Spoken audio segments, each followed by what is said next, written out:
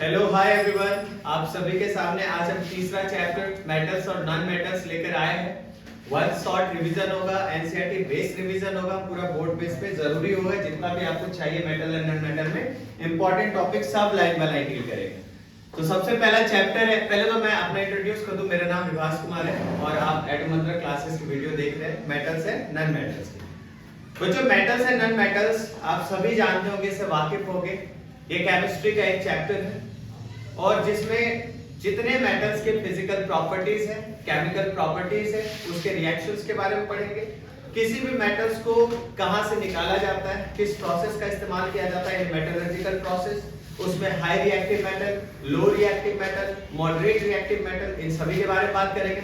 साथ साथ मेटल्स किसके साथ रिएक्ट करते हैं, कौन सा प्रोडक्ट बनाते हैं, किस नेचर का होता है, इसके बारे में जानकारी लेंगे और नॉन मेटल्स के बारे में बताएंगे। तो जो आप सभी chemical reaction and it's equation पढ़े, आप सभी ने एसिड बेस एंड साल्ट पढ़ा और इसके बाद आप लोग कार्बोनेट्स कंपाउंड भी पढ़ोगे। तो जब इन सभी को पढ़े तो इन सभी में आप देखोगे रिएक्शंस जो होते हैं ना, वो या तो मेटल्स या नॉन मेटल्स के बीच होते हैं, या तो नॉन मेटल्स और नॉन मेटल्स के बीच में होते हैं। मेट्रोलाइट जैसा अभी तो कुछ लेना देना है। तो ये सारे रिएक्शंस इसी इधर गिर्द घूमते रहते हैं। तो अगर आप लोग सारा केमिस्ट्री का चैप्टर देखोगे तो सब एक दूसरे से कोरिलेट करता है। तो दैट मींस अगर आपका अच्छा कमांड मेटल्स और नॉन मेटल्स पे है तो दैट मींस आपका केमिकल रिएक्शन अच्छा हो जाएगा, आपका एसिड बेस एंड साल्ट अच्छा हो जाएगा, आपका कार्बन से कंपाउंड सही हो जाएगा। चलो देखते हैं। सबसे पहले टॉपिक जो हम लोगों को इस चैप्टर में पढ़ना है वो पहला है इंट्रोडक्शन, दूसरा है फिजिकल प्रॉपर्टीज, किसका भाई, मेटल और नेक्स्ट है केमिकल प्रॉपर्टीज ऑफ मेटल। सबसे पहले क्या पढ़ेंगे, मेटल का रिएक्शन किसके साथ, दूसरा मेटल का रिएक्शन, एक साथ बोलो, तीसरा मेटल का रिएक्शन। अच्छा, एसिड के साथ मेटल का रिएक्शन पहले भी पढ़ चुके हैं, metal salt plus hydrogen gas. उसके बाद मेटल का रिएक्शन किसके साथ, मेटल साल्ट्स के साथ रिएक्शन करवाएं। तो इसके बाद हम लोग नेक्स्ट टॉपिक पढ़ेंगे रिएक्टिविटी सीरीज, और इसमें मेटल्स और नॉन मेटल्स के रिएक्शन के बारे में जानेंगे कि भैया उसका जो कितना, कौन सा मेटल्स कितना रिएक्टिव है। और ये भी शायद हम लोग केमिकल रिएक्शन एंड इस इक्वेशन में पढ़ चुके हैं, रिएक्टिविटी सीरीज। उसके बाद आयनिक कंपाउंड के बारे में चर्चा करेंगे। आयनिक कंपाउंड किसमें बनता है, मेटल और नॉन मेटल के बीच, या नॉन मेटल और नॉन मेटल के बीच, मेटल और नॉन मेटल के बीच, और नॉन मेटल और नॉन मेटल के बीच कोवैलेंट बॉन्ड बनता है जिसमें शेयरिंग ऑफ इलेक्ट्रॉन होता है। नेक्स्ट बात करेंगे अकरेंस ऑफ मेटल की कि मेटल किस स्टेट में अकर करते हैं। नेक्स्ट बात करेंगे कि मेटल को ओर से निकाला जाता है। बच्चों आप सभी को पता होगा, थोड़ा बहुत आइडिया होगा कि एक्चुअली में मेटल ऐसा नहीं है कि 10 केजी लोहा चाहिए तो जमीन के अंदर हाथ डाले 10 केजी निकाल लिए, ऐसा है क्या? वो 10 केजी आपको 15 केजी के रूप में मिलेगा, लेकिन उसमें से 5 केजी आपको रिमूव करना पड़ेगा। दैट मींस कि वो एक इम्प्योर मेटल का फॉर्म रहेगा, जिसमें मेटल तो आयरन है, हेमेटाइट है, लेकिन उसका इम्प्योरिटीज रहेगा बहुत ज्यादा। उस इम्प्योरिटीज को गैंग बोलते हैं और उस पूरे इम्प्योर रॉक मेटल को क्या बोलते हैं, ओर। और जब इसी से हम लोग प्योर मेटल प्राप्त करते हैं तो उस प्रोसेस को मेटलर्जिकल प्रोसेस बोलते हैं। पता है ना? नहीं पता है तो जान लो। नेक्स्ट बात करेंगे, जो मेटल्स को ओर से निकालते हैं तो उसके लिए कौन कौन से स्टेप्स इन्वॉल्व है, क्योंकि इंपॉर्टेंट टर्म्स है बच्चों। और साथ साथ इसमें हम लोग मेटल की रिफाइनिंग की चर्चा करेंगे, और आखिरी टॉपिक जो चर्चा होगा इस मेटल एंड मेटल वो क्या है, कोरोजन, और process of prevention of corrosion की चर्चा करेंगे। तो ओवरऑल कोरोजन आपने chemical reaction and it's equation में भी पढ़ा होगा, आपको याद होगा, राइट? चलो सबसे पहले चर्चा करते हैं एलिमेंट क्या होता है। आप सभी जानते हो एंटोनी लेवाइजर नाम के व्यक्ति ने सबसे पहले एलिमेंट का खोज किया था, और उन्होंने क्या कहा था कि एलिमेंट एक ऐसा सब्सटेंस है जो किसी भी केमिकल या फिजिकल प्रोसेस से अलग नहीं हो सकता, ये अपनी स्थिति को मेंटेन रखेगा, और इसीलिए हम इसको कहेंगे एलिमेंट। अब बहुत बच्चों को मैंने बताया था कि रे बेटा आयरन को हम हीट करके 10 टुकड़ों में बांट देंगे तो क्या वो 10 अलग अलग मेटल नहीं बना? नहीं बना, क्योंकि अभी भी सबका फॉर्मूला क्या होगा, Fe। क्या Fe को F और E में बांट दिया? नहीं बांटे, आपने बस Fe आयरन को हीट देके 10 टुकड़ों में बांट दिया, लेकिन अभी भी हर टुकड़े का फॉर्मूला क्या होगा, Fe। तो एलिमेंट वो सब्सटेंस है जो ना किसी केमिकल प्रोसेस से अलग होता है, ना किसी फिजिकल प्रोसेस से अलग होता है, ये अपनी स्थिति में मेंटेन रहता है, ये कभी भी अलग नहीं हो सकता। और ये एलिमेंट को सबसे पहले जिस व्यक्ति ने खोजा था बच्चों, उस व्यक्ति का क्या नाम है, एंटोनी लेवाइजर। ओके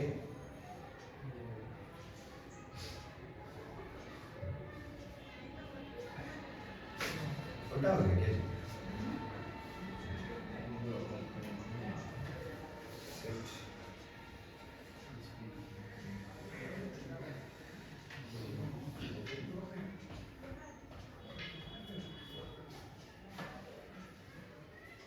देखो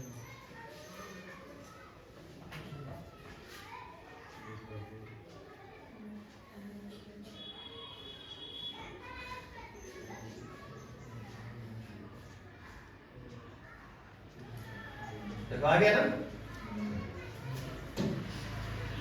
ये होना चाहिए।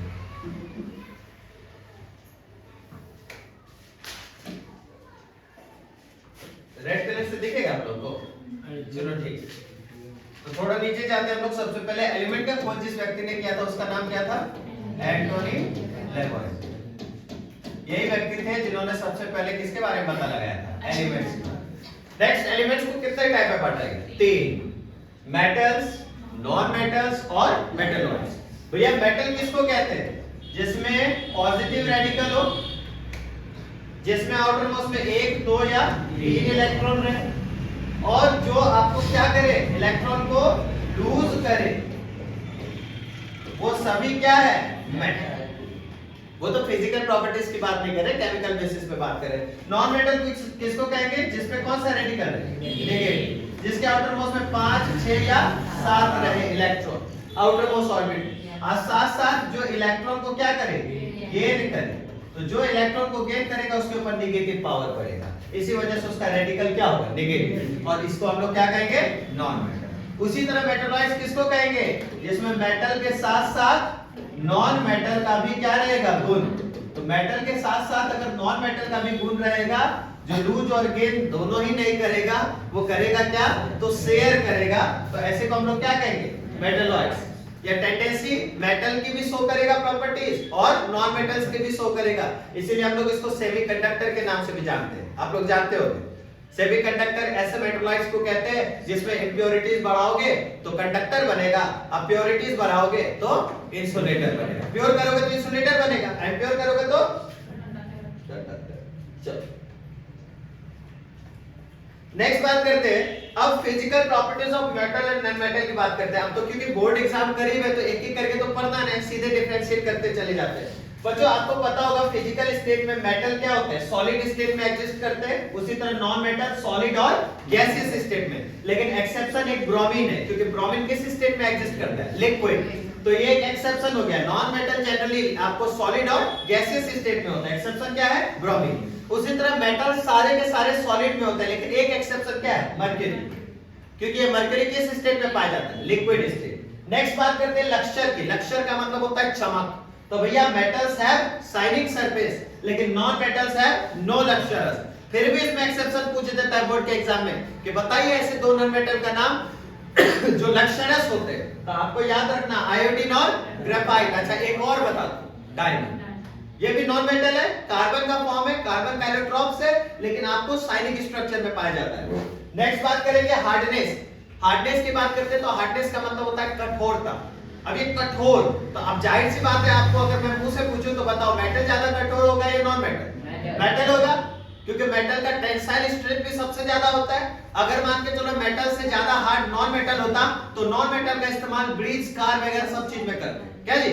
लेकिन हम लोग इस्तेमाल किसका कर रहे हैं? मेटल का, क्योंकि हार्ड और रिजिड और मतलब क्या होता है? कठोर कौन है? मेटल। तो metals are generally hard in nature. Exception की बात करेंगे, जिसको हथेली पर रखकर चक्कू से भी काटोगे तो कट जाएगा, सब कौन है? सोडियम, लिथियम और पोटेशियम। नेक्स्ट बात नॉन मेटल की करेंगे। नॉन मेटल जनरली क्या होते हैं? सॉफ्ट इन स्ट्रक्चर, लेकिन नॉन मेटल्स में हार्डनेस के बेसिस पर एक्सेप्शन क्या है? डायमंड। ये बहुत ज्यादा हार्ड होता है, मेटल से भी कई गुना ज्यादा हार्ड। इसको पिघलाने के लिए 4000 के करीब टेंपरेचर, 4000 डिग्री सेल्सियस का टेंपरेचर दोगे तब जाके पिघलेगा। अब तुम समझो इसका मेल्टिंग पॉइंट कितना ज्यादा हो। नेक्स्ट बात करते हैं मैलिबिलिटी। मैलिबिलिटी के बारे में आप जानते हो? मैलिबिलिटी का मतलब होता है एक ऐसा गुण जिस पर आप किसी को पीट पीट कर पतले सीट में बदल देते हो। तो बताओ मेटल में ये गुण होगा कि नहीं? नॉन मेटल में होगा? नहीं होगा। तो metals have malleable nature, non metals have no malleable nature. तो मैलिबिलिटी में सबसे ऊपर कौन है? तो दो एक होता है, गोल्ड और सिल्वर। सबसे ज्यादा अब तुमको 9th में पढ़ा होगा अल्फा पार्टिकल स्कैटरिंग एक्सपेरिमेंट, जिसमें रदरफोर्ड ने अल्फा पार्टिकल को फेंका था किसी मेटल के थिन फॉइल मतलब पेज पे। अब सवाल उठता है मेटल के पेज पे क्यों देखा? ताकि एटम के अंदर होने वाली चीजों के बारे में जानकारी महसूस कर पाए, एटम के अंदर न्यूक्लियस कहां है ये भी पता कर पाए। आखिर उसने गोल्ड का इस्तेमाल क्यों किया? उसने किसी और मेटल का नहीं किया? क्योंकि बच्चा गोल्ड में सबसे ज्यादा मैलिबिलिटी की गुण होती है, और आपने पढ़ा भी होगा 1 ग्राम सोना से 2 किलोमीटर लंबा धागा खींचा जा सकता है। ये मेटल का गुण है, इसी चैप्टर में पढ़ोगे, मेटल एंड नॉन मेटल। तो गोल्ड का मैलिबिलिटी भी सबसे ज्यादा होता है, इसलिए उसको थिन फॉइल में बना दिया जाता है ताकि उसके अल्फा पार्टिकल रेज आराम से क्या हो जाए, पार हो जाए, उससे टकरा जाए। नेक्स्ट बात करते हैं डक्टिलिटी। डक्टिलिटी का मतलब होता है जब मेटल को पीट पीट कर पतले धागे में बदल दिया जाए, और डक्टिलिटी के मामले में मेटल क्या है, 1 नंबर, क्योंकि मेटल में ये गुण है, इसलिए आज जितना भी बिजली का तार बनाया जाता है सब में किसका इस्तेमाल किया जाता है, मेटल का। लेकिन बिजली के केस में कुछ प्रॉब्लम होती है, वो है रेसिस्टेंस। क्या भैया, अगर मान के चलो किसी वायर में रेसिस्टेंस बहुत ज्यादा होगा, तो थोड़ा अमाउंट में भी करंट अगर उस रेसिस्टेंस से पास होगा तो रेसिस्टेंस की हीट के कारण वायर क्या हो जाएगा, टूट जाएगा। इसीलिए बिजली के तारों में डक्टिलिटी तो सब मेटल रखता है, लेकिन हम ऐसे मेटल का इस्तेमाल करते हैं जिसमें रेसिस्टेंस क्या हो, कम, और बिजली आराम से गुजर जाए। इसलिए ऐसे मेटल में हम लोग कॉपर, एल्युमिनियम, लो बजट है तो एल्युमिनियम, हाई बजट है तो कॉपर, इन सब का इस्तेमाल करते हैं। गोल्ड और सिल्वर भी कर सकते हैं, लेकिन उसके लिए बजट होना चाहिए। बजट लोगों का, मान के चलो अंबानी के घर में हो सकता है कि सोने का तार बिछाओ, जब आजकल लोग सोने का बाथरूम तैयार, कम्बर्ड सोने का तैयार कर देता है, तो फिर तो तार वार ये सब तैयार करने में कोई दिक्कत होबे नहीं करेगा। लोग मतलब वो क्या बोलते हैं, तिजोरी नहीं खोजेगा, लोग क्या खोजेगा, तार, कहां से तार निकला हुआ है, उस तार को पकड़ेगा, पूरा खींच लेगा। खैर, उस घर का चोर तो हम लोग भी बनना चाहेंगे अगर मौका मिले तो।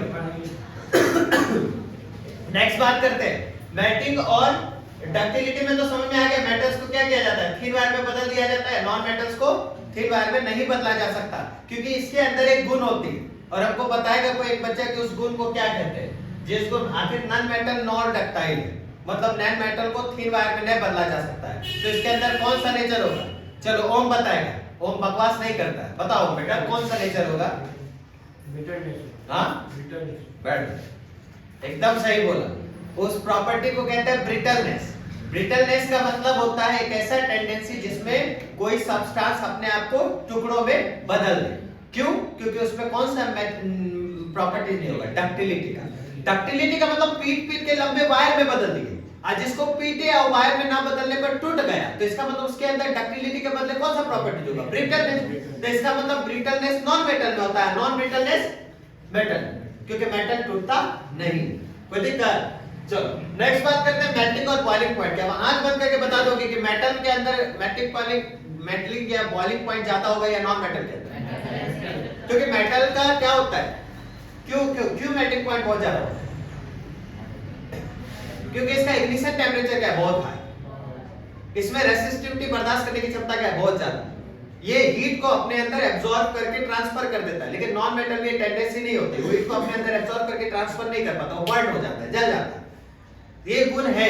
वेल आगे बात करते हैं तो मेल्टिंग और बॉइलिंग पॉइंट में सीधे तौर पे जानो कि मेटल का मेल्टिंग और बॉइलिंग पॉइंट सबसे ज्यादा होता है, अच्छा बहुत कम होता है 28 डिग्री सेल्सियस 33 डिग्री सेल्सियस, वो सब किसका होता है, सोडियम और उसके बाद सीजियम का भी होता है, बड़े होते हैं। नेक्स्ट बात करते हैं नॉन मेटल का मेल्टिंग और बॉइलिंग पॉइंट बहुत ज्यादा लो होता है, लेकिन हमने कहा था इसमें एक्सेप्शन कौन होगा, diamond, 4000 degree Celsius, almost exact तो 3400 500 कुछ होता होगा, लेकिन अप्रॉक्स 4000 मान सकते हैं, इतना टेंपरेचर।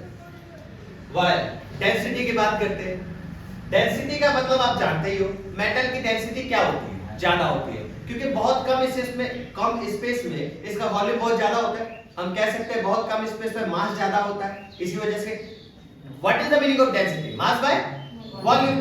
तो अगर कम वॉल्यूम में ज्यादा मास होगा तो डेंसिटी क्या होगा, ज्यादा। अब कम वॉल्यूम में कम मास होगा, मतलब ज्यादा वॉल्यूम में कम मास होगा तो डेंसिटी क्या होगा, लो। यही कारण है कि 1 केजी रुई या 1 केजी आपको लोहे, इन दोनों में चोट किस में लगेगा, चोट लगेगा डेंसिटी के बेसिस पे। तो डेंसिटी लोहे का जाता है तो कपार फट जाएगा, और डेंसिटी आपको रुई का कम है तो 100 केजी भी तुम पे मारेंगे तो तुमको कुछ नहीं होगा, रीजन उसका डेंसिटी क्या है, कम। बहुत हाई वॉल्यूम में बहुत कम मास स्प्रेड हुआ, कोई दिक्कत? नेक्स्ट बात करते हैं डेंसिटी के केस में सोनोरस की बात करते हैं। सोनोरस का मतलब क्या होता है, रिंगिंग साउंड प्रोड्यूस करना। तो मेटल रिंगिंग साउंड प्रोड्यूस करेगा कि नॉन मेटल, है ना? लोग कहते हैं मेरा पायल देखो कितना आवाज करता है, छन छन छन छन। तो पायल क्या चीज का बना होता है? लकड़ी का, मेटल का बना होता है। वो आपस में टकराता है तो रिंगिंग साउंड प्रोड्यूस करता है। यही कोई बोले कि देखो मेरा क्या होता है, दरवाजा कितना आवाज करता है, छन छन छन। दरवाजा कोई करके आवाज होता है, रात में जब कोई करके खुलता है तो बड़ी डर लगता है। चुप ऐसे ही घुसता सीधे धीरे धीरे। बात करते हैं कि वो रिंगिंग साउंड नहीं है, सीधे तो कुए कुए चोए ये सब रिंगिंग साउंड नहीं होता। रिंगिंग साउंड का मतलब टन टन मोए मोए होता है ना, सही बात, मोए मोए रिंगिंग साउंड होता है। टन टन टन टन रिंगिंग साउंड प्रोड्यूस होगा, वो क्या होगा आपको? Sonorous, sonority. तो याद रखना कि मेटल का सोनोरिटी ज्यादा होता है, मेटल में रिंगिंग साउंड बहुत ज्यादा प्रोड्यूस होता है, नॉन मेटल में रिंगिंग साउंड प्रोड्यूस नहीं होता है। इसलिए नॉन मेटल किस नेचर का होता है? None sonorous. नेक्स्ट बात करते हैं थर्मल एंड इलेक्ट्रिकल कंडक्टिविटी की। बताइएगा कि थर्मल और इलेक्ट्रिकल कंडक्टिविटी में आपको क्या समझ आ रहा है? कि थर्मल और इलेक्ट्रिकल कंडक्टिविटी का मतलब ऐसा मटेरियल जो हीट के साथ साथ इलेक्ट्रिसिटी को भी क्या करे? कंडक्ट करे। वेल बच्चों, इसमें metals good conductor of heat and electricity होते हैं। ये बहुत ज्यादा हीट और इलेक्ट्रिसिटी को कंडक्ट करते हैं, जिसमें सिल्वर और कॉपर बेस्ट कंडक्टर हीट के होते हैं और लीड और मरकरी क्या होते हैं? Poor conductor of heat. यानी आपको सिल्वर और कॉपर सबसे ज्यादा बेस्ट कंडक्टर ऑफ हीट है। इसका मतलब ये है कि इसके अंदर रेजिस्टेंस एकदम नहीं होता। साथ साथ जो है सिल्वर और कॉपर बहुत अच्छा आपको ये इलेक्ट्रिकल कंडक्टिविटी होता है, लेकिन उससे ज्यादा अच्छा उसका बिल्कुल उल्टा जो है आपको कौन हो जाएगा? लीड और मरकरी। तो अब जैसे एग्जांपल में देखो ना, हम इसका सिर्फ जैसे बोल रहे हैं कि सीसा या mercury poor conductor of heat है, तो इसका एग्जांपल हम तुमको दे दें। मान के चलो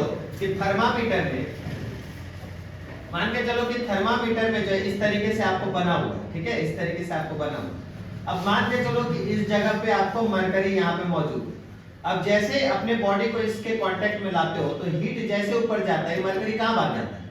ऊपर भाग जाता है। और उसी से हम गेज कर लेते हैं कि बंदे का टेम्परेचर कितना है। तो आखिर मरकरी जो है हीट के कारण ऊपर भागा, इसका कारण क्या है? कि मरकरी हीट फोबिक है।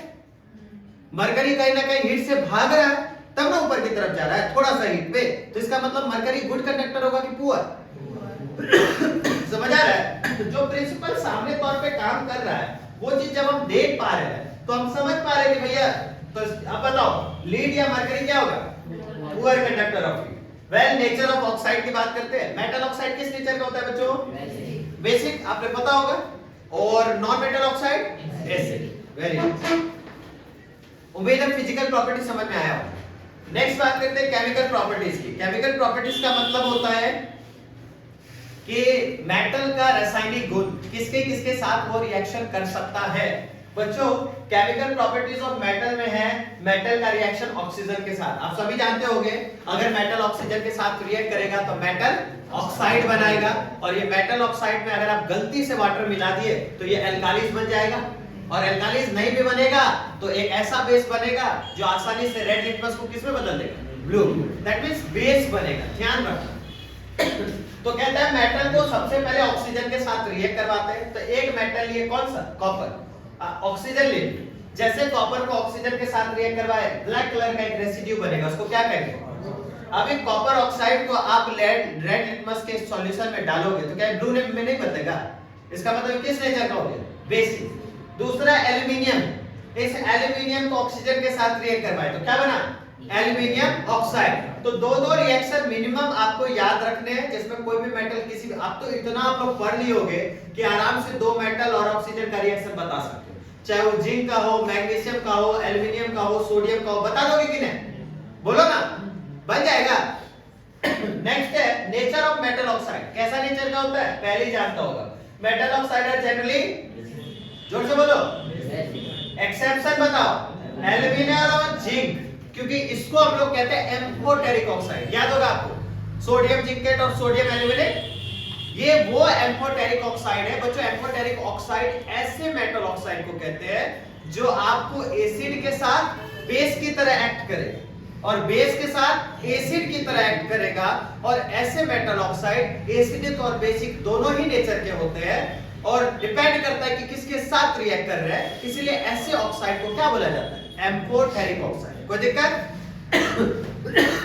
होते तो तीन चार ऐसे मेटल है, याद कितने रखने? दो, एल्युमिनियम और जिंक। शायद इससे तुम्हारे पे चर्चा भी होता था एक बार, इसी पे हुआ। तो देखो यहाँ पे आपको रिएक्शन दिया हुआ है, एल्युमिनियम ऑक्साइड को पहले क्या किए, एसिड के साथ रिएक्ट किए। एसिड कौन सा है, हाइड्रोक्लोरिक एसिड। जैसे एल्युमिनियम ऑक्साइड HCl के साथ रिएक्ट किया, एल्युमिनियम क्लोराइड वाटर बना दिया। कोई दिक्कत, सैल्ट और वाटर बनाया। अगर बच्चा सैल्ट और वाटर बनाता है, अगर सैल्ट और वाटर बनाता है तो बताओ, ये आपको हो गया सैल्ट, ये हो गया आपको वाटर। तो हमने एक reaction acid base and salt में पढ़ा कि अगर एसिड के साथ कोई रिएक्ट करके सैल्ट और वाटर बना रहा है तो इसका मतलब वो क्या होगा, बेस होगा। तो यहाँ पे तो एक चीज साफ पता चल रहा है कि भैया ये है बेस, और ये बेस इसलिए भी है क्योंकि एल्युमिनियम ऑक्साइड एक मेटल ऑक्साइड है, और हम पहले से जानते हैं कि मेटल ऑक्साइड किस नेचर का होता है, बेसिक नेचर का। तो यहाँ पे तो कोई दिक्कत है मैंने करी, ये तो एकदम सही लग रहा है। दूसरा वाला जब देखोगे तब इसमें तुमको क्या कंफ्यूजन आएगा कि ये जो है ये क्या है, बेस, और ये भी मेटल ऑक्साइड है, रिएक्ट करवा रहा है तो ये बना रहा है सोडियम एल्यूमिनेट। क्या बना रहा है, सोडियम एल्यूमिनेट, और ये सोडियम एल्यूमिनेट क्या है, साल्ट। और ये क्या हो गया, वाटर। अब देखो ये भी बनाया साल्ट और वाटर, और ये है बेस, तो ये क्या होगा, एसिड। इसका मतलब है तो ये मेटल ऑक्साइड, लेकिन यहाँ पे काम किसकी तरह कर रहा है, एसिड की तरह। तो बोलो ऐसे केसेस में जो मेटल ऑक्साइड एसिड के साथ बेस की तरह काम किया, जो मेटल ऑक्साइड बेस के साथ एसिड की तरह काम किया, सेम ही रहा, तो बताओ ये कौन सा ऑक्साइड होगा। आवाज नहीं आया, जोर से बोलो, कोई दिक्कत।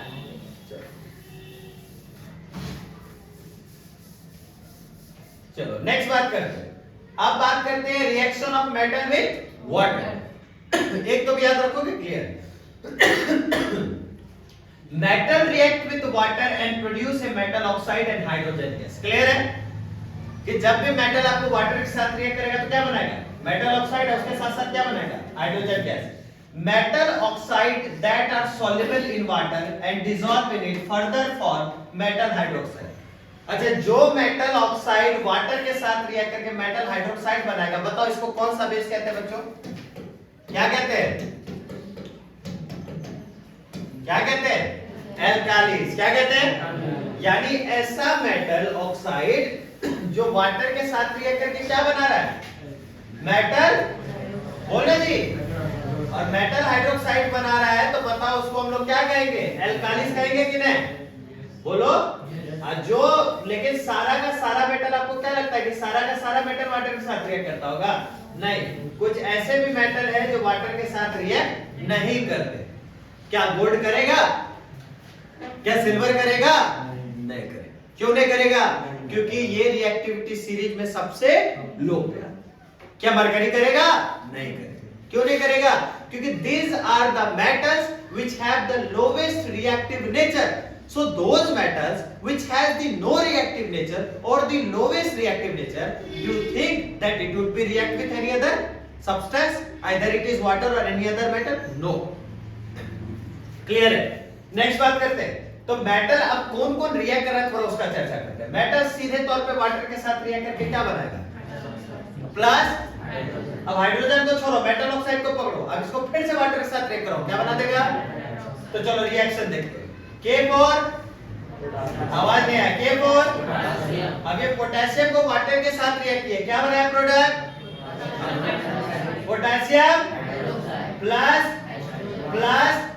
अच्छा, हीट एनर्जी निकाल रहा है, कौन सा रिएक्शन होगा, एक्सो। कोई दिक्कत। नेक्स्ट देखो, CA4 H2O4, calcium react with water to form plus. Calcium hydroxide पानी में कंप्लीटली सॉल्युबल है या स्प्रिंगली सॉल्युबल, स्प्रिंगली बताए थे, क्योंकि वाटर मॉलिक्यूल्स इससे अटैच्ड हो जाता है और इसकी डेंसिटी को रिड्यूस कर देता है, जो पानी पे क्या करने लगता है, तैरने लगता है। तो आधा तैरता है, आधा डूबा रहता है, इसलिए इसको कौन सा बोलेंगे, स्प्रिंगली डिसॉल्व, यानी पार्शियली, ना पूरा डिसॉल्व होगा ना पूरा तैरेगा। कोई दिक्कत। चलो नेक्स्ट बताओ, Fe4, ये Fe react with water to form ferric oxide and hydrogen gas। कोई दिक्कत। तो इस तरीके से आपको ढेरों प्रोडक्ट है जिसमें मेटल वाटर के साथ रिएक्ट करके metal oxide plus hydrogen gas है, और दूसरा रिएक्शन है जिसमें मेटल ऑक्साइड, अच्छा सॉरी मेटल ऑक्साइड का नहीं दिया है, लेकिन कुछ ऐसे भी मेटल है जो वाटर के साथ रिएक्ट करके सीधे तौर पे क्या बनाते हैं, मेटल हाइड्रोक्साइड। चलो मेटल ऑक्साइड प्लस वाटर ने ना दिया हुआ है, चलो हमको कोई एक बताओ। Na2O, इसको क्या कहेंगे, sodium oxide, react with H2O, क्या बनेगा बेटा, NaOH प्लस। तो बोलो यहाँ पे मेटल ऑक्साइड है, यहाँ पे वाटर है, metal oxide react with water to form metal hydroxide and hydrogen gas. बोलो समझ आ गया, कोई दिक्कत? तो एक दो रिएक्शन आपको याद रखना है। नेक्स्ट बात करो कुछ इंपॉर्टेंट पॉइंट्स। मेटल्स पोटेशियम और सोडियम ये बहुत खतरनाक तरीके से ठंडे पानी से रिएक्ट करता है, और सोडियम और पोटेशियम जो है ये इतने वायलेंट, इतने खतरनाक होते हैं कि ये हमेशा एक्सोथर्मिक नेचर के होते हैं। एक्सोथर्मिक मतलब रिएक्ट करते के साथ हीट प्रोड्यूस करेगा, ऐसा हीट जो किसी को हानि पहुंचा सकता है। इसीलिए और ये हाइड्रोजन के साथ इमीडिएटली रिएक्ट करता है, मतलब हाइड्रोजन गैस निकलता है, तो ये हाइड्रोजन बहुत ज्यादा इन्फ्लेमेबल होता है ना। मैंने पिछली वीडियो में भी बताया था कि 1,40,000 से लेकर 1,50,000 कैलोरीफिक वैल्यू का एनर्जी प्रोड्यूस करता है, जो दुनिया में किसी भी गैस से सबसे ज्यादा खतरनाक नेचर का होता है। तो इसका मतलब ये है कि ये ऐसा हाइड्रोजन गैस है जो हल्की सी चिंगारी में भी आग पकड़ लेगा और भयावह तरीके से धमाका करेगा। अब तुम देखो ना, पानी में सोडियम फेंकोगे तो जोरदार बम की तरह धमाका होगा। अब तुम समझो कि सोडियम कितना रिएक्टिव नेचर का होता है। इसीलिए बच्चा इसके रिएक्शन को नेचर में ना हो, क्योंकि ये मेटल अगर खाली हवा में रख देगा तो भी आग पकड़ देगा ऑक्सीजन के साथ रिएक्ट करके सोडियम।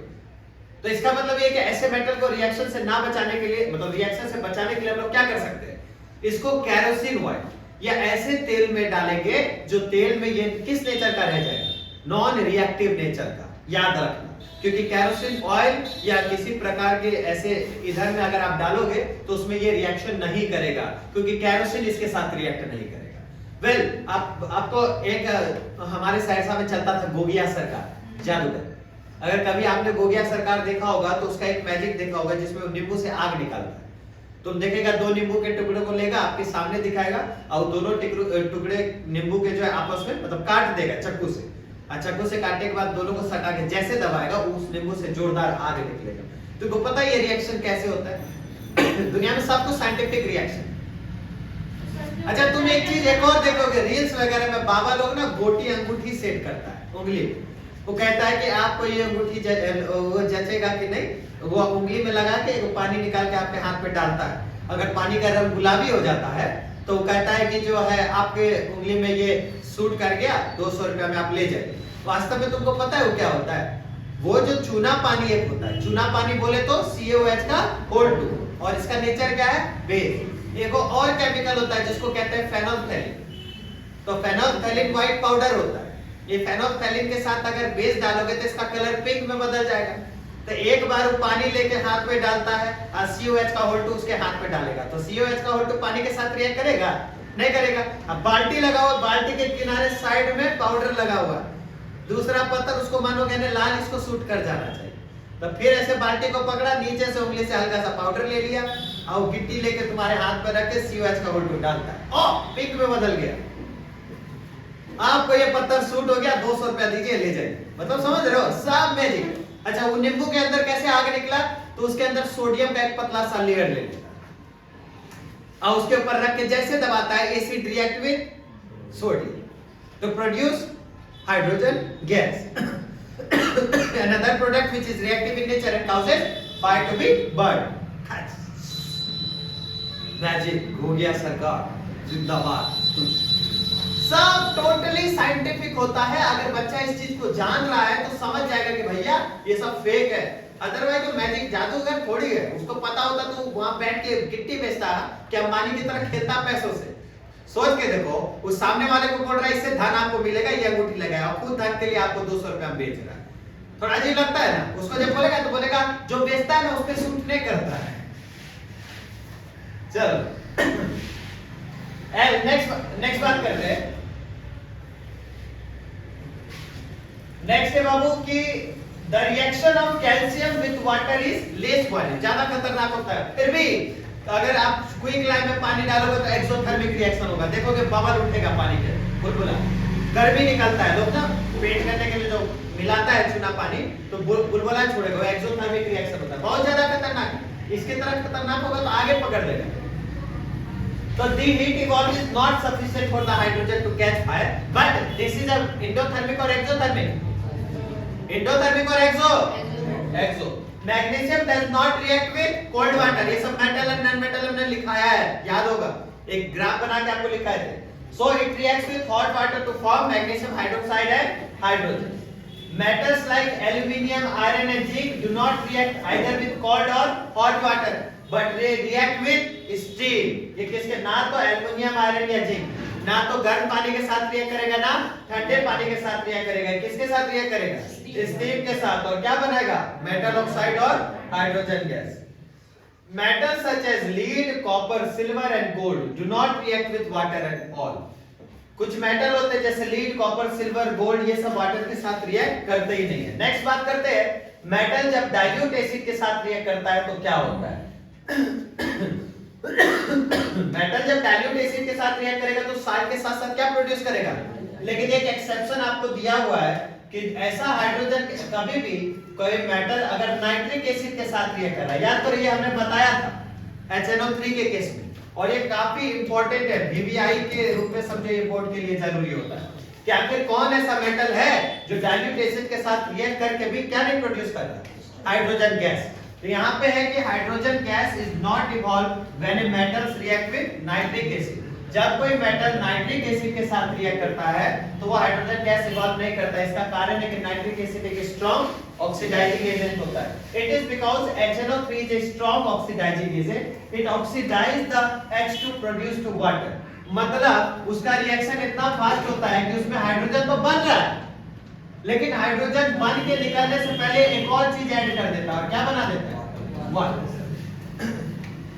क्योंकि ऑक्सीडाइजिंग एजेंट उसको कहते हैं जो रिड्यूस करने में मदद किया।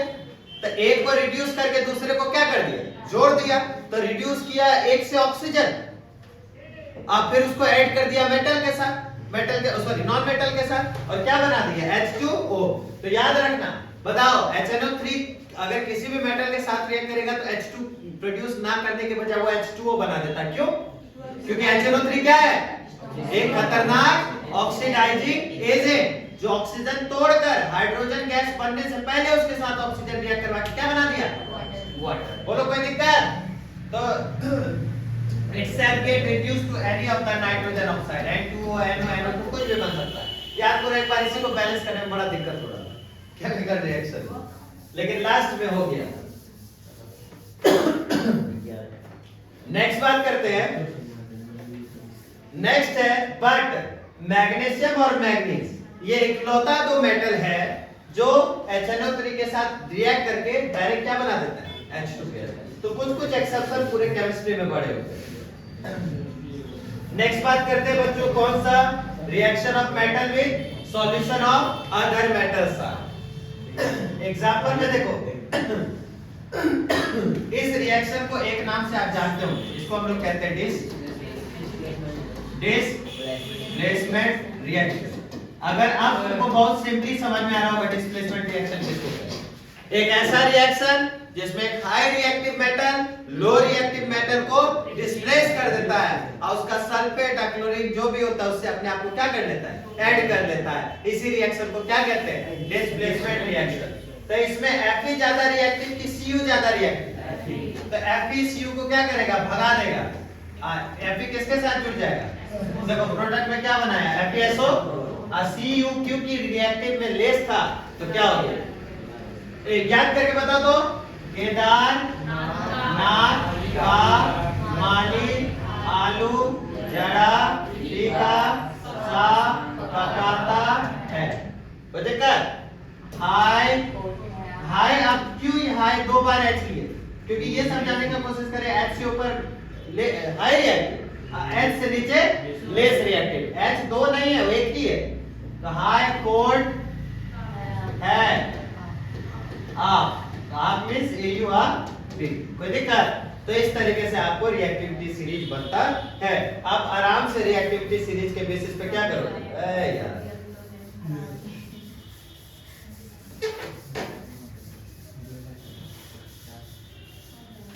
चलो नेक्स्ट बात करते हैं रिएक्ट ये देखो यही है reactivity series. What is reactivity series? The arrangement of elements on the basis of their reactive nature is known as, बढ़ जाएगा, the arrangement of elements on the basis of their, जोर से बोलो, the arrangement of elements on the basis of their reactive nature is called reactivity series. बना लोगे, कोई दिक्कत? चलो, हाइड्रोजन से नीचे वाला, हाइड्रोजन से ऊपर वाला, how do metals and non metals react? Metals electron को लूज करता है तो नॉन मेटल्स इलेक्ट्रॉन को गेन करता है। मेटल्स जितना लूज कर रहा है वो उसकी वैलेंसी, नॉन मेटल्स जितना गेन कर रहा है वो उसकी वैलेंसी। वैलेंसी क्या होता है? जब कोई मेटल स्टेबल होने के लिए जितने इलेक्ट्रॉन को लूज करेगा या कोई नॉन मेटल स्टेबल होने के लिए जितने इलेक्ट्रॉन को गेन करेगा वही उसकी क्या होगी, क्या होगी? क्या वैलेंस इलेक्ट्रॉन वैलेंसी होता है? नहीं। एग्जांपल में किसी एलिमेंट का आउटर मोस्ट में इलेक्ट्रॉन 5 है तो क्या 5 उसकी वैलेंसी होगी? नहीं। उसकी वैलेंसी कितनी होगी? क्योंकि 5 स्टेबल होने के लिए कितना गेन करेगा? तो जो गेन कर रहा है 3 वो उसकी वैलेंसी। अच्छा, किसी के आउटर मोस्ट में 2 है, हाँ तो 2 वाला 2 ही वैलेंसी होगा, क्योंकि 2 वाला 6 गेन नहीं कर सकता, 2 को क्या करेगा? तो लूज किया 2 तो वो उसकी वैलेंसी। तो स्टेबल होने के लिए जो जितना लूज कर रहा है या जो जितना शेयर कर रहा है वो उसकी क्या होगी? कोई दिक्कत? Always remember, valence electron is never equal to valency. हाँ, it is equal in the case of metal, not in the case of non-metal. हाँ, मेटोलाइट के केस में भी सही है। जितना है वैलेंस इलेक्ट्रॉन, जैसे 4, वो इसकी क्या हो जाएगी? वैलेंसी। फिर 4 को गेन करेगा तो भी 4 वैलेंसी, 4 को लूज करेगा तो भी 4 वैलेंसी, 4 को शेयर करेगा तो भी 4 वैलेंसी। तो जिसके आउटर मोस्ट में 4 रहेगा उसका हमेशा वैलेंसी कितना होगा? 3 हो गए, 3 हो गए। वैसा केस आएगा, बहुत इजी रहता है, उतना हार्ड नहीं है केस बोलेगा। सोचिए, metal lose electron from their valence side to form cation. हां, केटायन का मतलब कि जिसके ऊपर कौन सा रेडिकल है? Mg2+, ये क्या हो गया? केटायन। डायटोमिक, बोलना डायटोमिक। एटॉमिक का मतलब होता है 2 एटम वाला, ये क्या होगा? इसको डायटोमिक ही कहेंगे रे बता। इसको बताओ क्या कहेंगे? Cf2+, diatomic, H+, mono atomic, कोई दिक्कत? Fe3+, ट्रायटोमिक, कोई दिक्कत? तो इस तरीके से ये सारे के सारे क्योंकि पॉजिटिव रेडिकल वाले हैं तो केटायन है कि एनायन? केटायन। आयनायन कौन हो जाएगा इसकी? ये सब क्या हो जाएगा? एनायन। कोई दिक्कत? बोलना, ये क्या हो जाएगा? एनायन। कोई दिक्कत? चलो, उम्मीद है समझ आ गया।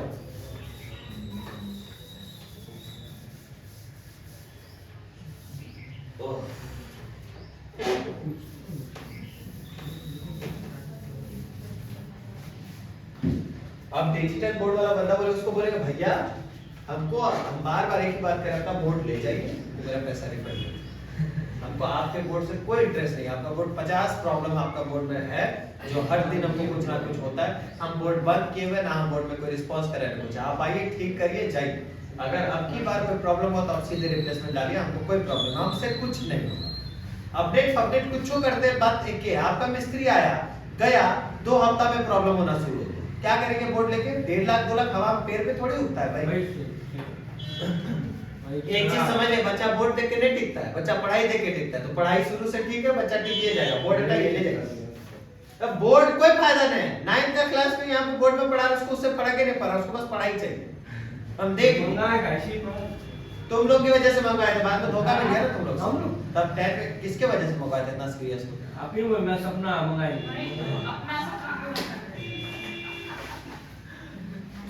चलो ठीक है, ये वही है ना जो जगह बेचता है।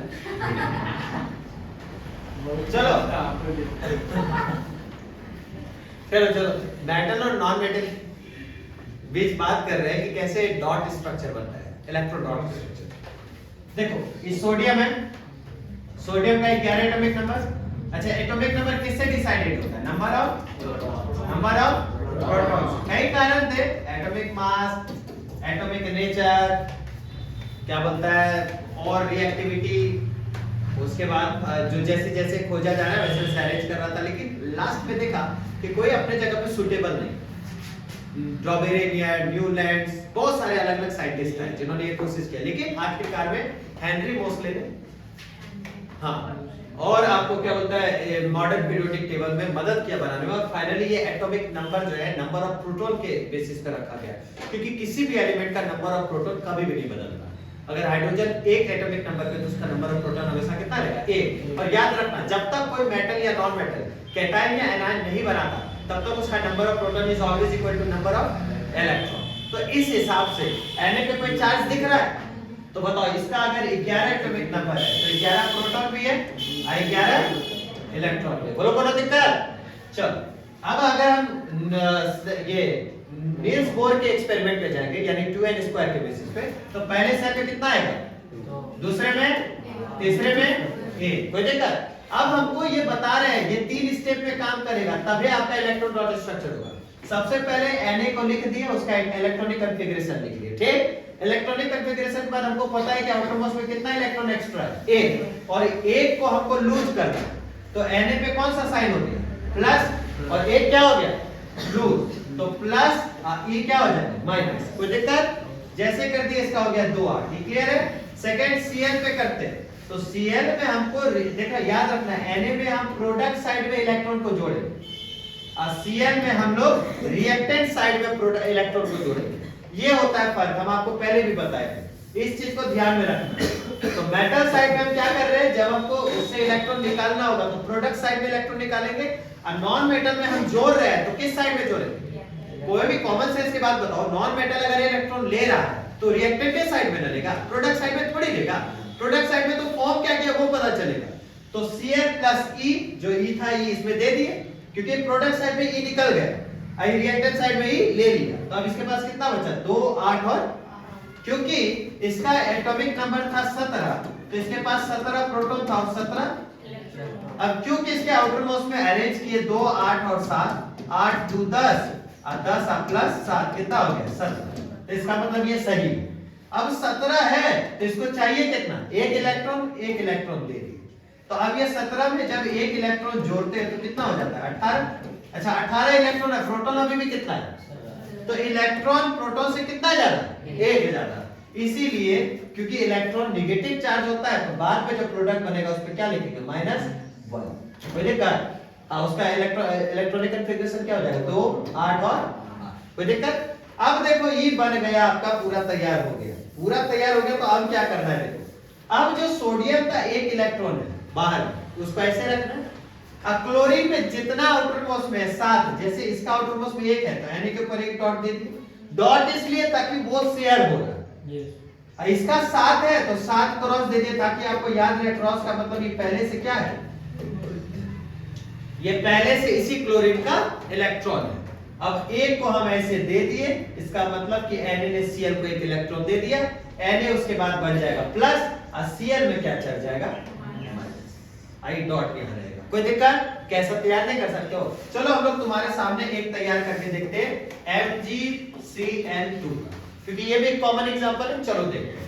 सबसे पहला स्टेप में Mg लिखो, तो Mg जैसे लिखे हो जाएगा 2, 8 और 2। कोई दिक्कत? तो 2, 8 और 2 ऐसे करेंगे, Mg2 प्लस कर देंगे, आई क्या कर देंगे? 2 इलेक्ट्रॉन। कोई दिक्कत?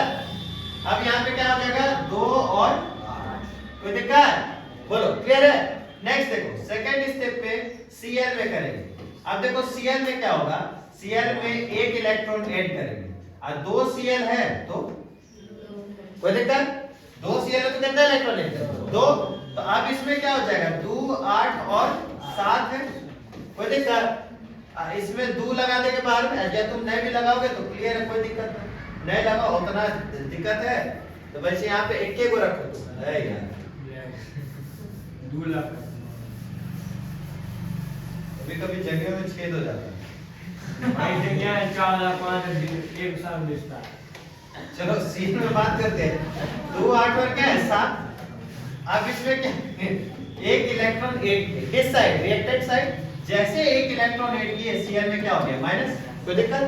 ये क्या हो गया 2 8 और 8। अब हमको पता है कि ये 2 एटम के लिए, तो लास्ट में क्या कर देंगे 2, कोई दिक्कत? अब नेक्स्ट देखो, हमें पता है कि एक Mg पर कितना है 2, तो 2 क्योंकि 2 इलेक्ट्रॉन है बाहर में तो 2 डॉट डाल दिए।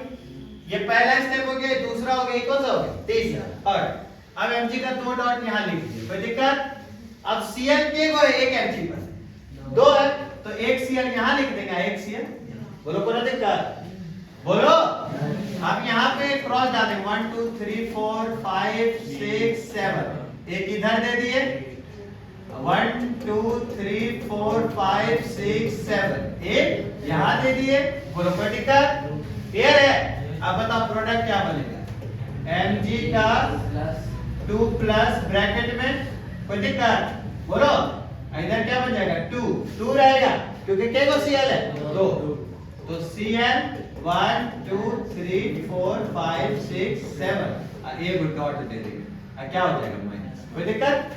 या 2 जो दे दिया उसका मतलब कितना माइनस 2, कोई दिक्कत? ये आपको हो गया, क्या बन जाएगा आपसे?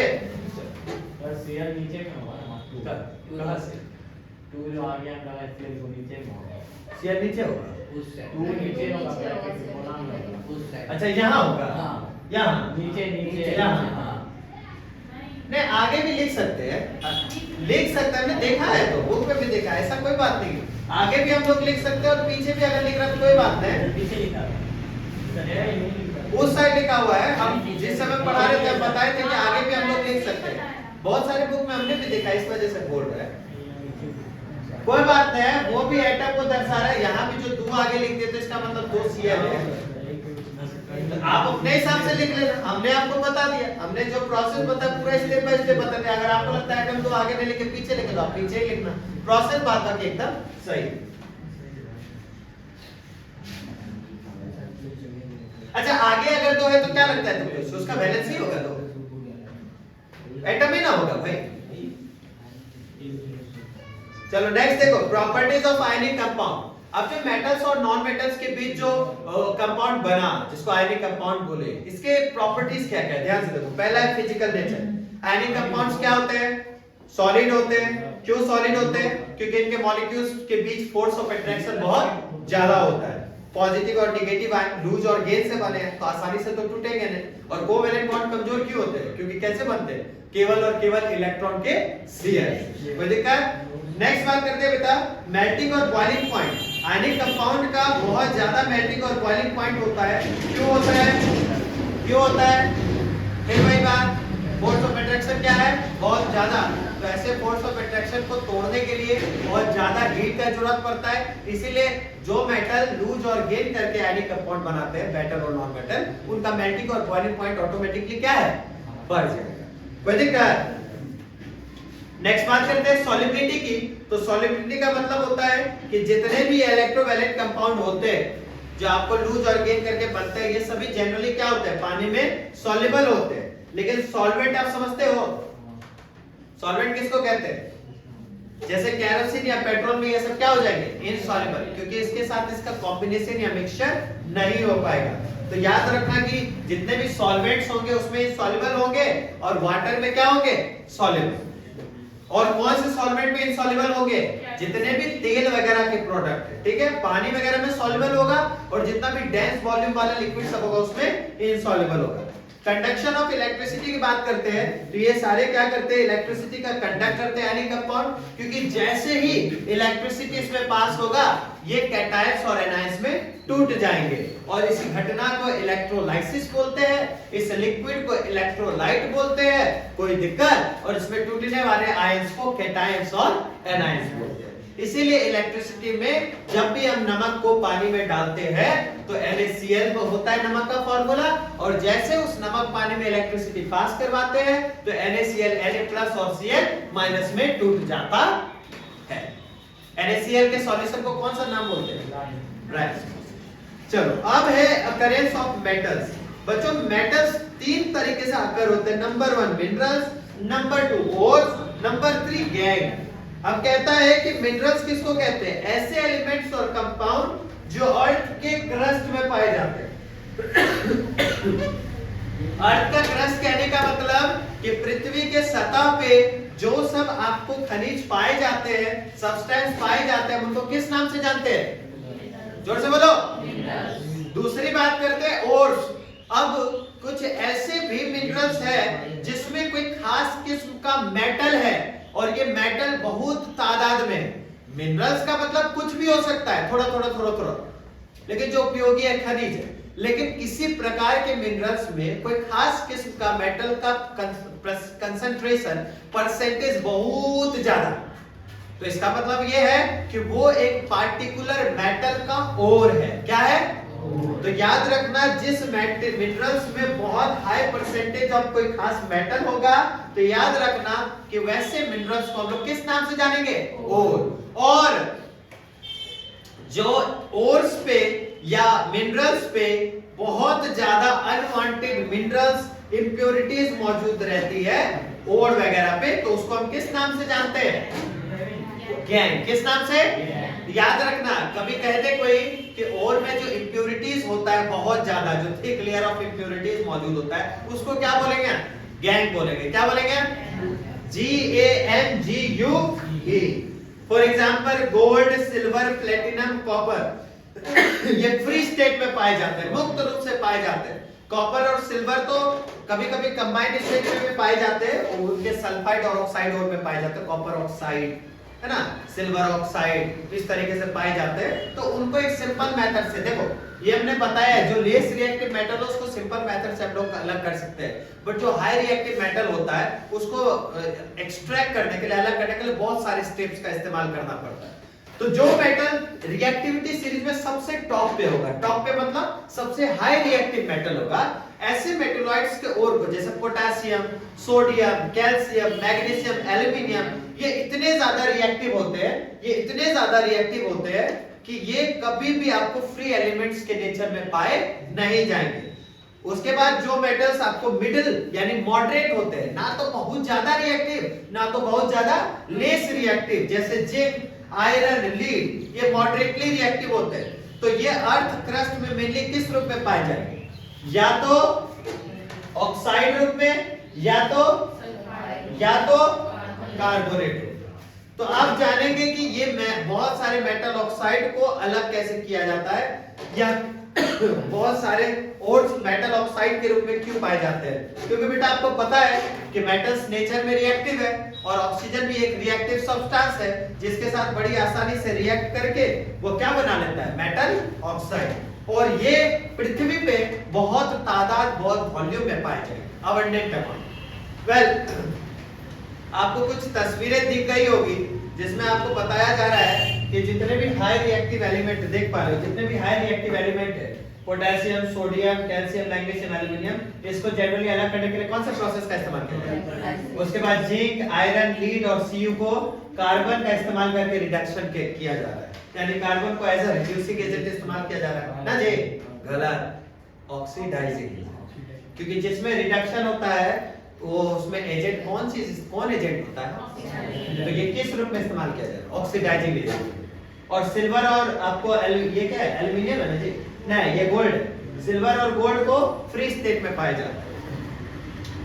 तो इसी रिएक्टिविटी नेचर के आधार पे मेटल को तीन नेचर में बांटे, तीन ग्रुप में बांटे। मेटल्स ऑफ मीडियम बोले तो मॉडरेट, और मेटल्स ऑफ, अरे मुंह में जबान नहीं है, मेटल्स ऑफ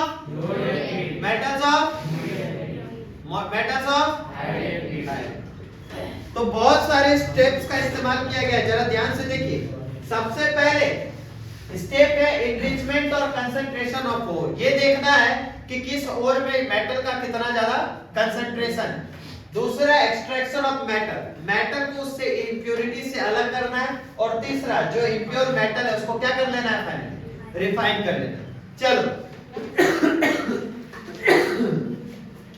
जो ओर माइन पृथ्वी पे होते हैं उसमें बहुत, पृथ्वी पे जो ओर माइन पाए जाते हैं उसमें इंप्योरिटीज यानी मिट्टी, बालू बहुत ज्यादा होती है, और इसको हम लोग क्या बोलते हैं बेटा? क्या बोलते हैं? तो ये इंप्योरिटीज को क्या लगता है? मेटलर्जिकल प्रोसेस में रिमूव नहीं होना पड़ेगा, एकदम होना पड़ेगा।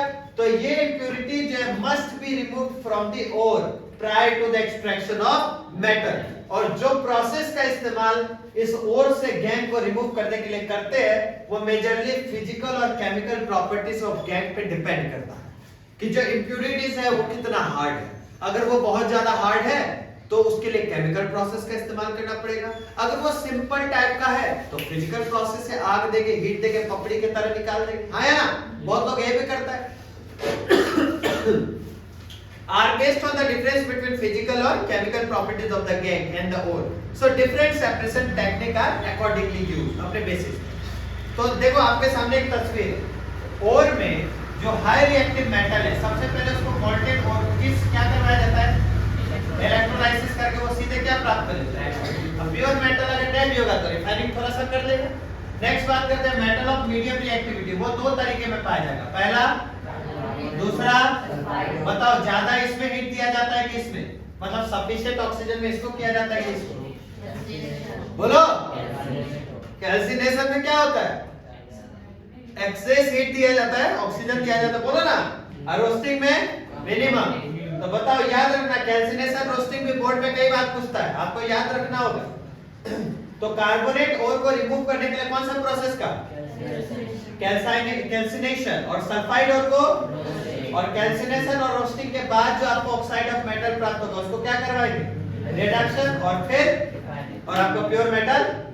फिर उसी तरह मेटल्स ऑफ जो लो रिएक्टिव है, लो रिएक्टिव में सल्फाइड और को फिर क्या करेंगे, फिर उस मेटल को ऑक्साइड को क्या करेंगे, तो रोस्टिंग के बाद ऑक्साइड ऑफ मेटल इधर भी बनता है, दिया नहीं है, तो आप सीधे तौर पे रिफाइनिंग करेंगे। सिंपल प्रोसेस है। एक्सट्रैक्टिंग मेटल रो इन रिएक्टिविटी सीरीज। देखो जो मेटल्स बहुत अनरिएक्टिव होगा, जो मेटल्स रिएक्टिव नेचर का ज्यादा नहीं होगा, इसको सीधे अकेला हीट करके भी हम लोग निकाल सकते हैं।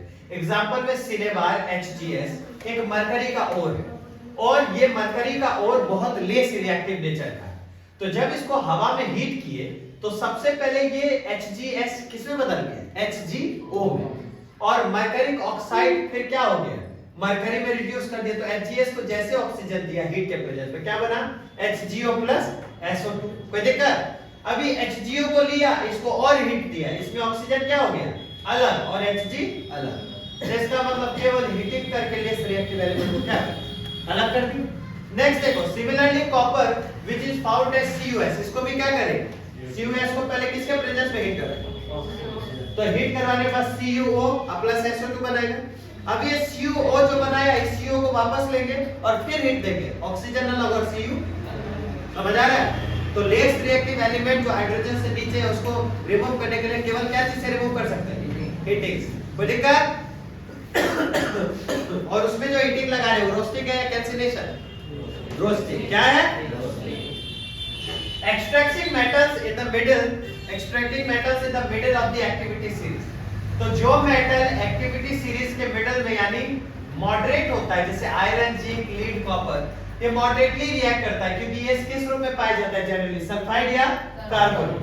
तो इसको आसानी से हम लोग ऑक्साइड रूप में प्राप्त कर सकते हैं, या सल्फाइड या कार्बोनेट रहेगा तो सीधे ऑक्साइड रूप में। कौन सा प्रोसेस इस्तेमाल करते हैं, रोस्टिंग। और रोस्टिंग क्या होता है, एक ऐसा प्रोसेस जिसमें सल्फाइड और को ऑक्साइड में बदल दिया जाता है स्ट्रांगली। तो स्ट्रांगली हीट करेंगे तो रोस्टिंग, और कैल्सिनेशन में ऑक्साइड व हीटिंग स्ट्रांगली लिमिटेड एयर। तो देखो जिसमें अनलिमिटेड एयर दे रहे हो, अनलिमिटेड एयर मतलब एयर का कोई कमी नहीं, उसको क्या कहेंगे। और जिसमें लिमिटेड एयर में हीट करवा रहे हो उसको क्या कहेंगे, हीटिंग। तो दोनों में स्ट्रांगली हो रहा है, लेकिन एक को ऑक्सीजन के सफिशिएंट अमाउंट, एक को ऑक्सीजन के अनलिमिटेड अमाउंट। तो सफिशिएंट अमाउंट में क्या कहलाएगा, कैल्सिनेशन, और अनलिमिटेड अमाउंट में क्या कहलाएगा, कोई दिक्कत। तो दोनों में अब हमने बताया सल्फाइड और को किससे रिमूव किया जाता है, और कार्बोनेट और को कैल्सिनेशन से। तो रोस्टिंग में क्या किया, सल्फाइड लिया और उसको ऑक्सीजन में रिएक्ट करवा के इस तरीके से प्राप्त किया। अब इसको और हीट देगा, आई किस में अलग हो जाएगा, Zn और O2। कैल्सिनेशन में कार्बोनेट को लिया, हीट करवाया, इसमें और इसमें बदला, फिर इसको और हीट देगा Zn और O2। कोई दिक्कत? Next, metal oxide are reduced to corresponding metal by using reducing agent like this process known as reduction. Reduction में कौन से रिड्यूसिंग एजेंट का इस्तेमाल किया जाता है, कार्बन का, याद रखना है।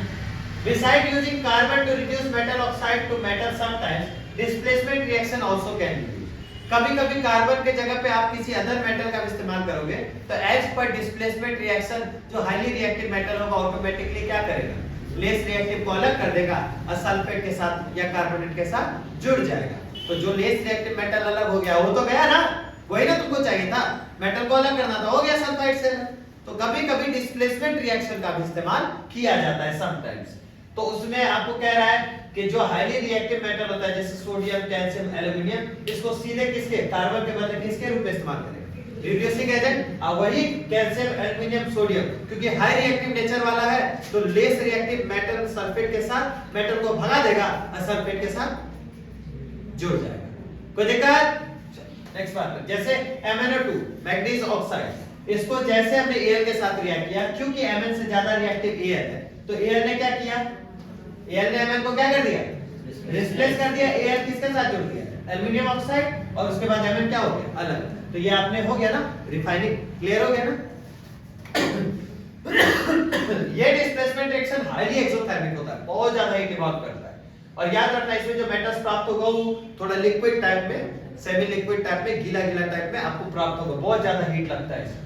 नेक्स्ट बात करते हैं extractive metals toward the top of the activity series. ऐसा मेटल जो रिएक्टिविटी सीरीज में सबसे ऊपर है, सबसे रिएक्टिव नेचर का है, जैसे सोडियम, मैग्नीशियम, कैल्शियम, एल्युमिनियम, ये रिएक्टिविटी सीरीज में इतना ऊपर है कि भैया ये किसी से भी रिएक्ट तुरंत का तुरंत कर देगा, इसको आसानी से प्राप्त नहीं कर सकते हैं। कहता है very reactive and can not be obtained from there compounds by heating with carbon. Carbon का इस्तेमाल कर लो, कुछ नहीं होने वाला है, कार्बन का औकात है सबके सामने, कुछ भी नहीं। तो this is because these metals have more affinity for oxygen than carbon। तो इन मेटल्स को किस प्रोसेस से इस्तेमाल किया जाता है, इलेक्ट्रोलाइसिस। सीधा इलेक्ट्रिसिटी का इस्तेमाल करो, इलेक्ट्रिसिटी में उसको छंदबद्ध कर देगा, तोड़ देगा। यही चीज मैंने इलेक्ट्रोप्लेटिंग भी ना यही मेथड होता है, जिसमें इलेक्ट्रोप्लेटिंग में एक इम्प्योर मेटल को में इलेक्ट्रिसिटी पास करवाता है, वो मेटल्स में टूट के कैथोड पे नेगेटिव टर्मिनल पे जाके क्या हो जाता है, चिपक जाता है। इस तरीके से प्योर मेटल प्राप्त हो जाता है। तो इलेक्ट्रोलाइसिस एक अच्छा तरीका है जिसमें सबसे, अब जैसे NaCl नमक के सॉल्यूशन में तुम डालेगा तो Na जैसा सोडियम चिपक जाएगा कैथोड पे जाके, तो प्योर फॉर्म में आपको मेटल प्राप्त होगा। तो इलेक्ट्रोलाइसिस मेनली याद रखना, जो हाई रिएक्टिव मेटल होता है उसको रिमूव करने के लिए इस्तेमाल किया जाता है। और कैथोड क्योंकि एक नेगेटिव टर्मिनल होता है तो उस पे हमेशा क्या चिपकेगा, कैटायन, और क्योंकि एनोड एक पॉजिटिव टर्मिनल होता है तो उस पे हमेशा क्या चिपकेगा, एनायन। देख लो ये तस्वीर आपको दिख रहा होगा, एक इलेक्ट्रोलाइसिस का प्रोसेस किया, प्लस वाला एनोड है, माइनस वाला कैथोड है। NaCl टूटा, Na+ Cl- में, Na+ क्योंकि प्लस है तो ये अपोजिट चार्जेस की तरफ अट्रैक्ट करेगा, क्योंकि ये माइनस है तो नेगेटिव चार्जेस की तरफ अट्रैक्ट करेगा। तो आपको NaCl इसमें से टूट कर किसमें चिपकते चला जाएगा, कैथोड। और यही घटना कहलाता है इलेक्ट्रोलाइसिस, या अगर किसी मेटल का डिपोजिशन कर रहा है तो इलेक्ट्रोप्लेटिंग। कोई दिक्कत? रिफाइनिंग ऑफ मेटल, आखिरी में जो मेटल आपको प्रोड्यूस होता है जिसमें ऑक्साइड वगैरह सब रिमूव हो जाता है, अब आपको सिर्फ मेटल है जो थोड़ा बहुत इंप्योरिटीज के साथ है तो उसको इलेक्ट्रोलाइटिक रिफाइनिंग करके या फिर इस प्रकार से इलेक्ट्रोलाइसिस करके आप प्राप्त कर लोगे। बहुत आसान सा प्रोसेस है इलेक्ट्रोलाइसिस, देख लो सामने तो आपको दिया हुआ। याद रखना हमेशा इलेक्ट्रोप्लेटिंग हो या कोई भी प्रोसेस हो जिसमें प्योर फॉर्म ऑफ मेटल आपको प्राप्त करना होता है वो हमेशा कैथोड होता है, कैनोड। क्योंकि cathode is always taken as negative, it is always taken as, it is actually a negative terminal. तो नेगेटिव टर्मिनल हमेशा पॉजिटिव को अट्रैक्ट करेगा और पॉजिटिव हमेशा मेटल का होता है ना कि नॉन मेटल का। तो इलेक्ट्रोप्लेटिंग, इलेक्ट्रोलाइसिस, इलेक्ट्रोलाइटिक कोई भी प्रोसेस करो, प्योर मेटल आपको हमेशा किस पे डिपॉजिट होगा, इम्प्योर नहीं, इम्प्योर एनोड पहले से ही होगा, वही प्योर पर बन के कैथोड पे चिपकते चला जाएगा। क्लियर? आखिरी टॉपिक है कोरोजन। कोरोजन एक ऐसा प्रोसेस होता है जिसको शुद्ध भाषा में हम लोग कहते हैं जंग लगना। अब जंग लगना में सिल्वर आर्टिकल्स काला हो जाता है। कभी कभी यही पूछता है आपसे बोर्ड में MCQ या आपको क्या बोलता है क्वेश्चन में करके कि एक compound become black after some time when exposed to air. एक कंपाउंड X एक कंपाउंड है जो धूप में या हवा में थोड़े देर तक छोड़ दोगे तो काला हो जाएगा। तो बहुत लोग इसके बदले कॉपर लिखता है, लेकिन बेटा कॉपर काला तब होता है जब उसको आप हीट में गर्म करते हो, तब उसके ऊपर कॉपर ऑक्साइड जो बनेगा ब्लैक कलर का। वैसे ये धूप में भी होता है लेकिन रिएक्शन बहुत स्लो होता है। लेकिन याद रखना अगर सीधे तौर पे किस चीज को धूप में रखेंगे वो काला बन जाएगा, वो होगा सिल्वर। क्या होगा? इसलिए क्योंकि सिल्वर जो है आपको जो है sulphur in the air to form a coating of silver sulphide. जो हवा में सल्फर होता है वो तुरंत इसके साथ रिएक्ट करके क्या बना लेता है? Ag2S। और याद रख लोगे ना, ये पूछेगा आपसे वीवीआई में, copper react with moist carbon dioxide in the air slowly loses it's shiny brown colour. Copper को अगर छोड़ोगे तो वो मॉइस्ट CO2 से रिएक्ट करके धीरे धीरे अपना शाइनी ब्राउन कलर छोड़ देगा और एक ग्रीन कोट बनाएगा। ए compound X which react with the nature to form a green coat is known as copper carbonate। क्यों? क्योंकि copper react with carbon dioxide to form a copper carbonate which is a color in, बोलो ना, और this green substance is basic, क्योंकि copper nature में क्या है? Metal, और मेटल ऑक्साइड या मेटल कार्बोनेट नेचर में क्या होता है? बेसिक। और आयरन को जब छोड़ोगे मॉइस्ट एयर में, याद करो मैंने बताया था कि आयरन ना तो कोल्ड वाटर से रिएक्ट करेगा ना ही हॉट वाटर से रिएक्ट करेगा। किसके साथ रिएक्ट करेगा? स्टीम से रिएक्ट करेगा।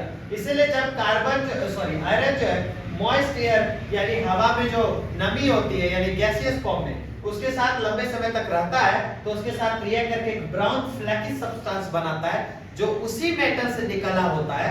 उसको हम जोर से मारेंगे तो सारा झड़ जाएगा, उसको हम लोग कहते हैं रस्ट। क्या कहते हैं? कोई दिक्कत? ये आपके सामने तीन तस्वीर है जिसमें आपको कह रहा है investigating the condition under which iron rust is tube A both air and water and present in the tube B. अब देखो इसमें एयर मौजूद है, वाटर पानी मौजूद है, रस्टी आयरन नेल्स है।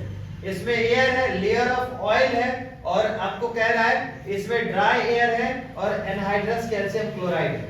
बोलो इनमें से आपको क्या लगता है फिगर ABC में किसमें सबसे ज्यादा रस लगेगा? बी में तो बिल्कुल ही नहीं लगेगा, क्योंकि बी में खाली मॉइस्चर है तो एयर का कांटेक्ट क्या है? आयरन से नहीं, क्योंकि ऑयल आपको एक प्रिवेंटिव मेथड का काम करेगा तो इसमें रस नहीं लगेगा। देखो इसमें रस लग रहा है। उसके बाद एनहाइड्रस कैल्शियम क्लोराइड है, तो एनहाइड्रस कैल्शियम क्लोराइड से कुछ होने वाला है? पानी है उसमें, ड्राई एयर है, हवा में पानी है, तो एनहाइड्रस CaCl2 इसके साथ ड्राई एयर के साथ किसी के साथ भी रिएक्ट करेगा तो वाटर बनाएगा, तो इसका मतलब इसमें भी रस्ट, लेकिन इसमें लगेगा क्योंकि इसमें एयर मौजूद है। इस एयर में मॉइस्चर होगा कि नहीं होगा? इस एयर में भी मॉइस्चर है लेकिन ये नीचे नहीं आ पा रहा, ये एयर नीचे नहीं आ पा रहा, तो इसमें या इसमें रस्ट, लेकिन इसमें क्योंकि इसमें एयर में मॉइस्चर है, उसके बाद आयरन है, वाटर है, तो इसमें रस्टी आयरन नेल्स बन रहा है और किसी में नहीं बन रहा है। Next prevention of corrosion. अगर आयरन की रस्टिंग से बचना है तो क्या कर सकते हैं? जोर से बोलेंगे। पेंटिंग, ऑयलिंग, ग्रीसिंग, गैल्वेनाइजेशन किसको कहते हैं? जिसमें रस्ट से बचने के लिए किस मेटल का लेयर डालते हैं? जिंक का। किसका? जिंक का। क्रोम प्लेटिंग, एनोडाइजिंग और making alloys. Galvanization, it is the method of protecting steel and iron from rusting by coating them in thin layer of zinc. Alloys किसको कहते हैं? Alloys homogeneous mixture होता है दो या दो से अधिक मेटल का। जनरली alloys इसलिए भी बनाया जाता है क्योंकि उसमें melting point को आपको बढ़ाना होता है, और जनरली alloys को हम अलग भी कर सकते हैं दो मेटल को अलग करने के लिए। अब कुछ आपको एग्जांपल दिए alloy के, याद रखना। Iron small amount of becomes hard and strong becomes iron. Steel, iron plus and brass, copper plus bronze, copper plus solder, lead plus, ये important होता है याद रखना। उसके बाद amalgam, ये भी important होता है। amalgam, alloys of with one or more other metals like, याद रखना। इसी के साथ आपका चैप्टर क्या हो गया? Thank you so much, have a nice day.